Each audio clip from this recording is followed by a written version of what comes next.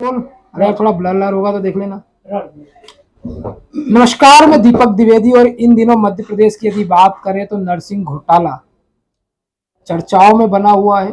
और नरसिंह घोटाले में सीबीआई के ऑफिसर्स खुद पकड़ाए हैं और कुछ ऑफिसर्स को सीबीआई के ही आरोपी बनाया गया है। इस घोटाले पर पूरा काम किया, या कह सकते हैं इस घोटाले को उजागर करने में बड़ा प्रयास छात्रों के हित में काम करने वाले विसल ब्लोअर रवि परमार का रहा। हमारे साथ रवि परमार भी मौजूद हैं। और रवि परमार ने इस पूरे मामले में समय समय पर आवाज़ उठाई, गिरफ्तारी भी दी, अलग अलग आंदोलनों को लेकर और विद्यार्थियों के हित के लिए तमाम काम भी किए, और जिसका असर धरातल पर भी देखने के लिए मिला। हम रवि परमार से बात करेंगे। कैसे पता चला सबसे पहले कि नर्सिंग में ये बड़ा घोटाला हो रहा है, और जो घोटाला हुआ उसमें कौन कौन लोग शामिल हैं, आपको क्या लगता है? देखिए, मध्य प्रदेश में नर्सिंग का घोटाला सबसे सामने तब आया था जब मध्य प्रदेश में कोरोना की सेकेंड वेव का बहुत ज़्यादा प्रभाव था और मध्य प्रदेश के अस्पतालों में मरीजों को बेड नहीं मिल रहे थे। उस दौरान हमने माननीय मुख्यमंत्री से मांग की थी कि मध्य प्रदेश के जो नर्सिंग कॉलेज हैं उनके अस्पतालों के बेडों का उपयोग किया जाए, क्योंकि मध्य प्रदेश में सैकड़ों की संख्या में नर्सिंग कॉलेज थे और इनके अस्पतालों के बेड अगर उपयोग होते तो मध्य प्रदेश की जनता को बेड के लिए परेशान नहीं होना पड़ता। लेकिन जब वास्तविकता सामने आई कि अस्पताल तो सिर्फ कागजों में चल रहे हैं, अस्पताल की बात आई तब सीएमएचओ ने कई सीएमएचओ ने अस्पतालों का निरीक्षण किया और अस्पतालों की मान्यता नष्ट कर दी। उसके बाद हमने देखा कि 219 नए कॉलेज प्रदेश में खुले हुए हैं। उन कॉलेजों को लेकर हमने फिर बात की तो जिस तरह से देखा जाए 219 नए कॉलेज खुलना एक बड़ी संख्या है। 40% नए कॉलेज खुलना मध्य प्रदेश में, तो उसमें हमने देखा कि कई कॉलेज धरातल पर थे ही नहीं, सिर्फ कागजों में कॉलेज संचालित हो रहे थे। उन पे यहाँ पर काम करने वाली फैकल्टी तक भी कागजों में थी, मतलब ना स्टूडेंट थे, स्टूडेंट भी कागजों में थे। सिर्फ फीस के नाम पर स्टूडेंट को रखा गया था, स्टूडेंट से मोटी फीस ली जाती थी, लाखों रुपए की फीस कॉलेज संचालक वसूलते थे और डिग्री घर पहुंचाने की जवाबदारी के साथ में एडमिशन लेते थे। तो इस तरह से मध्य प्रदेश में सैकड़ों की संख्या में एडमिशन हुए और सैकड़ों की संख्या में फर्जी नर्सिंग कॉलेजों ने कागजों में छात्र छात्राओं को एडमिशन दे दिया, कागजों में फैकल्टी रख लिया और कागजों में ही कॉलेज चला रहे थे। इसकी हमने लगातार शिकायत की। शिकायत के बाद 2021 में रजिस्ट्रार को बदला गया। उसके बाद 2021 के बाद एक फर्जी रजिस्ट्रार सुनीता सीजू को बनाया गया, जो कि ना मापदंड पूरे कर रही थी, ना उनको अनुभव था रजिस्ट्रार का, ना उस योग्यता लायक थी और उनके ऊपर पूर्व में भी कई आर्थिक अनियमितताओं की जांच चल रही थी। आपने नाम लिया रजिस्ट्रार का, और क्या ऐसी मजबूरी थी कि जिसके पास कोई योग्यता नहीं थी और उन्हें बिठाया गया? क्या योग्य उस समय रजिस्ट्रार या उस योग्य लेवल के लोग नहीं थे, और यदि बिठाया गया तो किसका संरक्षण था? देखिए, मध्य प्रदेश में जिस तरह से नर्सिंग घोटाले को अंजाम दिया गया तो उस के लिए जो योग्य लोग थे और जो अनुभवी लोग थे नर्सिंग रजिस्ट्रार के पद के लिए, वो शायद इस नर्सिंग घोटाले में किसी अधिकारी का, किसी मंत्री का साथ देने को तैयार नहीं थे। इसलिए अयोग्य को, और जिस तरह से उस पर अनियमितताएं के आरोप थे और जांच चल रही थी, ऐसे लोगों को बनाया गया जो कि उनके हिसाब से काम करें और उनके हिसारों पर नाचें और उनके हिसारों पर फर्जी नर्सिंग कॉलेजों को मान्यता दे। तो वही हुआ, ये खेल चलता रहा और फर्जी नर्सिंग कॉलेजों को धड़ल्ले से खुलते रहे। कौन है वो अधिकारी और मंत्री जिनको आप बोल रहे हैं? देखिए, चिकित्सा शिक्षा आयुक्त उस टाइम तत्कालीन चिकित्सा आयुक्त निशांत वरवड़े थे और उन्हीं के निर्देश पर ये रजिस्ट्रारों की नियुक्ति हुई थी और उन्हीं ने रजिस्ट्रार की नियुक्ति की थी। हमने शिकायत भी की थी उनसे अगले ही दिन कि आपके द्वारा जो रजिस्ट्रार की नियुक्ति की गई है इसको तत्काल रोका जाए, क्योंकि ये फर्जी है, अयोग्य है और इसके ऊपर अनियमितताओं के आरोप है और जांच भी चल रही है। लेकिन उन्होंने हमारी बात को ध्यान नहीं दिया। हमने फिर उसके बाद इसकी कई बार शिकायत भी थी, लेकिन उन्होंने हमारी शिकायत को दरकिनार कर दिया। वहीं तत्कालीन चिकित्सा शिक्षा मंत्री विश्वास सारंग भी इस पूरे मामले में मुख्य रूप से संलिप्त थे, जिसकी भी हम लगातार शिकायत करते आ रहे थे। हमने उनके बंगले का भी घेराव किया, हमने नर्सिंग काउंसिल का भी घेराव किया, मेडिकल विश्वविद्यालय का भी घेराव किया, लेकिन इस मामले को दबाने के प्रयास में कई बार हमें जेल भी भेजा, हम पे कई मुकदमे दर्ज कर दिए। तो आज वो स्थिति है कि मध्य प्रदेश में जिस तरह से सीबीआई को जांच का एक जुम्मा मिला था, अप्रैल 2023 में माननीय ग्वालियर हाईकोर्ट ने सीबीआई जांच का आदेश दिया था और सीबीआई जांच जब हो रही थी तो भरोसे से हो रही थी कि मध्य प्रदेश के लाखों छात्रों को इंसाफ मिलेगा, जो दोषी होगी उनको सजा होगी और सीबीआई निष्पक्ष जांच करेगी और दोषियों को सजा देगी।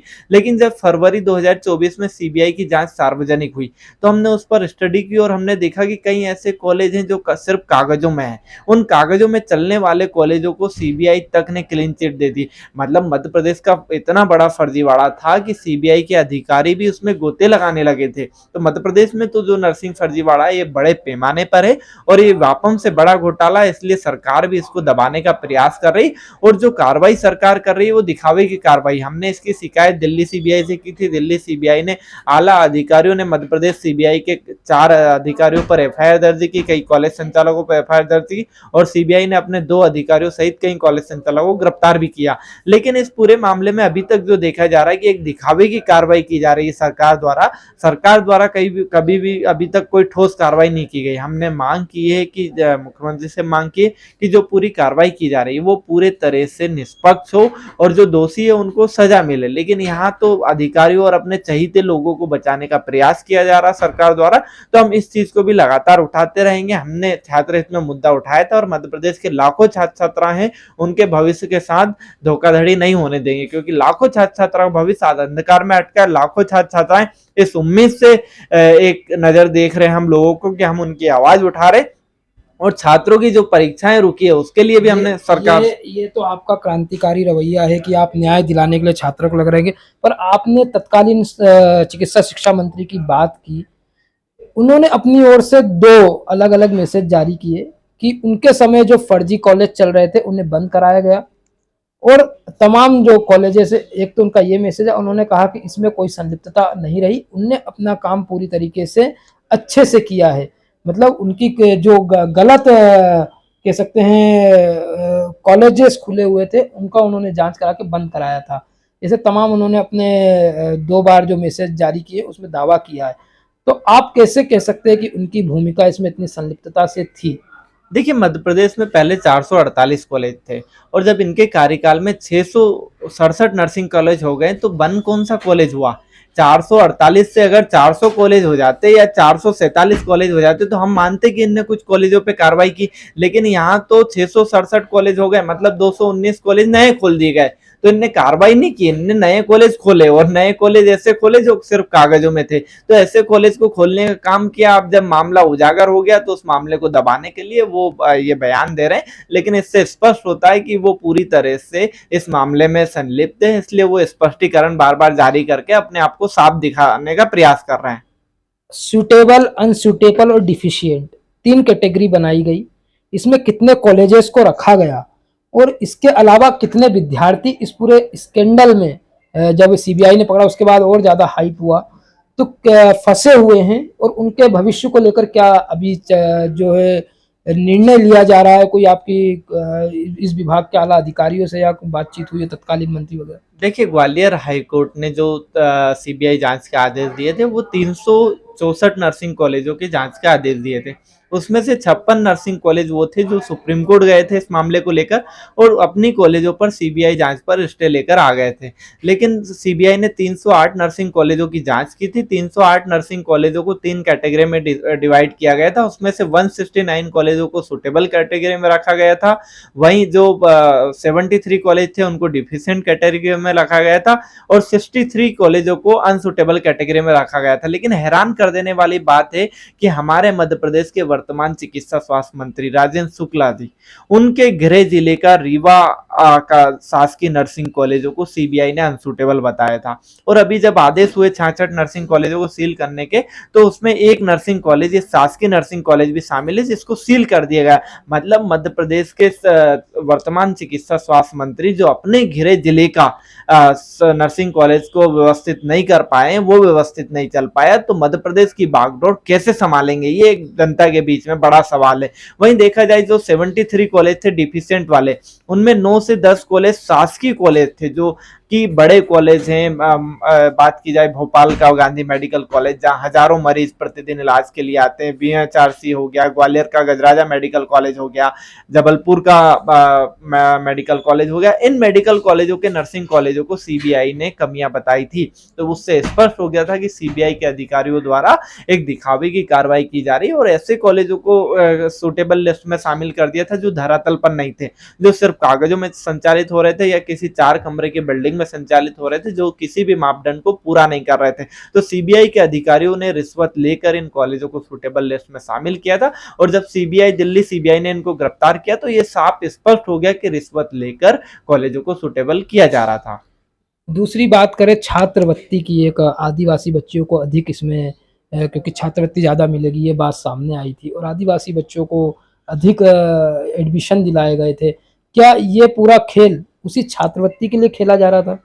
देखिए, ये तो नहीं कह सकते क्योंकि छात्रवृत्ति तो अभी तक मिली नहीं है। 2020 में जो कॉलेज खुले उनको आज तक 1 रुपए की छात्रवृत्ति शासन द्वारा नहीं दी गई है। लेकिन हाँ, ये मानसिकता थी कि स्टूडेंट को छात्रवृत्ति मिलेगी तो उसका पैसा, स्टूडेंट का पैसा उसमें लग नहीं रहा था छात्रवृत्ति के माध्यम से, और स्टूडेंट को भी इसका बेनिफिट था कि हमें बिना पैसे दिए हमें नर्सिंग की डिग्री मिल जाएगी।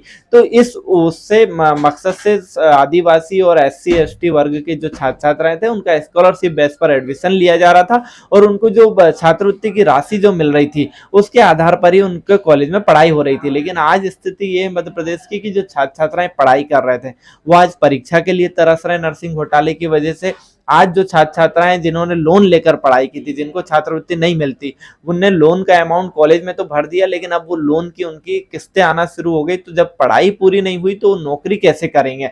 मध्य प्रदेश में 2019 के बाद से एक भी नर्सिंग स्टाफ रजिस्टर्ड नहीं हुआ है। तो मध्य प्रदेश की इतनी गंभीर स्थिति कि मध्य प्रदेश में नर्सिंग स्टाफ नहीं है। अन्य राज्यों से स्टाफ यहाँ पर नौकरी कर रहे हैं जिनके पास रजिस्ट्रेशन है, और मध्य प्रदेश के 50 से 60% अस्पताल ऐसे हैं जहां पर बिना रजिस्टर्ड नर्सिंग स्टाफ से कार्य करवाया जाता है।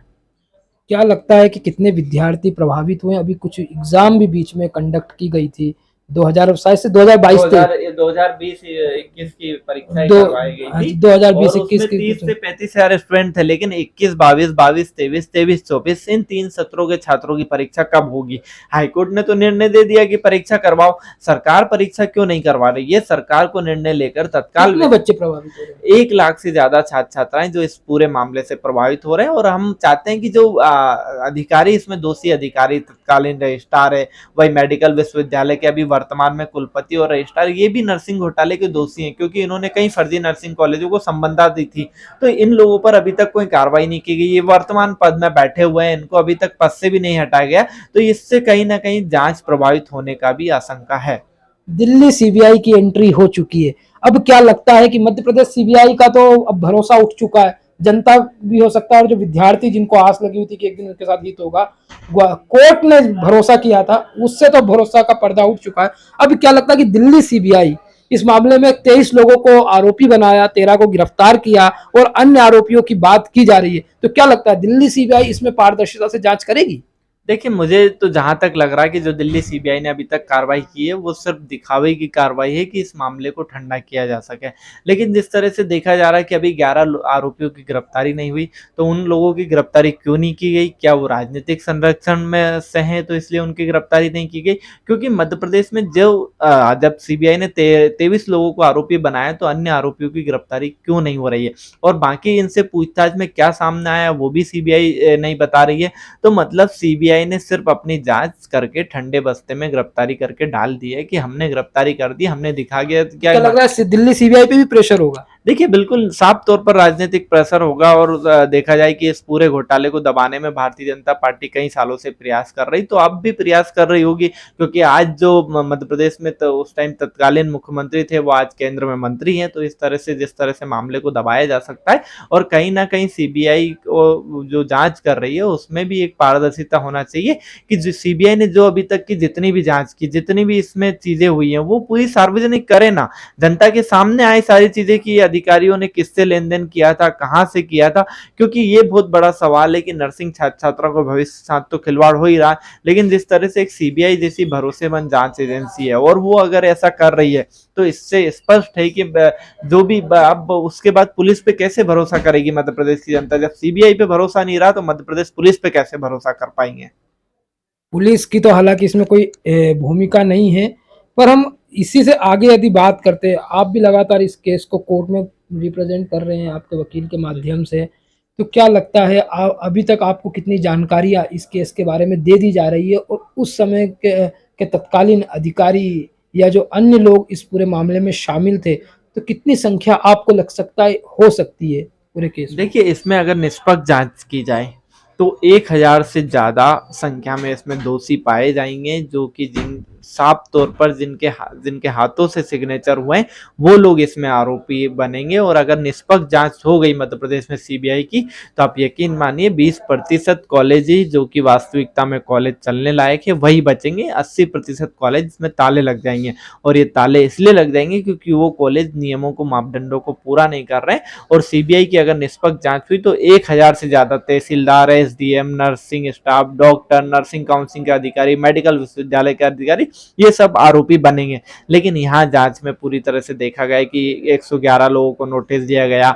अब वो बैलेंस करने के लिए अधिकारियों के पास जा रहे हैं, मंत्री के पास जा रहे हैं, तो वहां बैलेंसिंग का काम किया जा रहा है, वहां लीपापोती का काम किया जा रहा है, अपने चहीतों को बचाने का प्रयास किया जा रहा है। और जो जिनके कोई चहीते नहीं होंगे वो बलि का बकरा बनेंगे, उनके ऊपर कार्रवाई होगी, और जो चहीते होंगे उनको बचा लिया जाएगा सरकार। मतलब ये कहते सरकारी नौकरी में सरवाइव करने के लिए एक चहीता आदमी चाहिए, देखिए या एक पावरफुल आदमी चाहिए। देखिए, जब आप कोई बड़ा भ्रष्टाचार या ऐसा गलत कार्य करते हैं, देखिए सरकारी नौकरी करना कोई गलत कार्य नहीं है, सरकारी नौकरी आप करिए, लेकिन आप साफ छवि से करिए। आपने फर्जी नर्सिंग कॉलेज को मान्यता किस उद्देश्य से दी?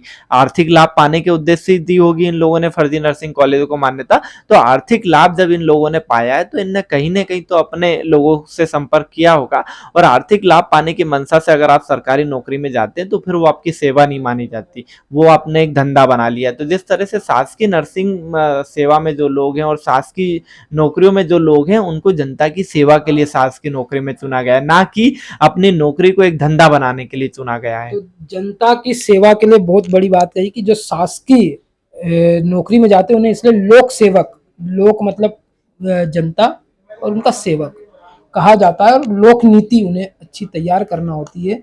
फिलहाल जब इस तरीके के घोटाले सामने आते हैं तो सब एजेंसियों से भरोसेमंद एजेंसी सीबीआई मानी जाती है, उससे भरोसा जनता का उठता हुआ नजर आया, विद्यार्थियों का उठता हुआ नजर आया, और इसके अलावा जो तमाम जिम्मेदार लोग हैं वो भी इस पूरे मामले में पल्ला झाड़ते हुए नजर आ रहे हैं। पर आखिरकार देखना होगा कि दिल्ली सीबीआई ने यदि केस अपने हाथ में लिया है तो इस पूरे मामले में कितना जनता का भरोसा जीत पाती है।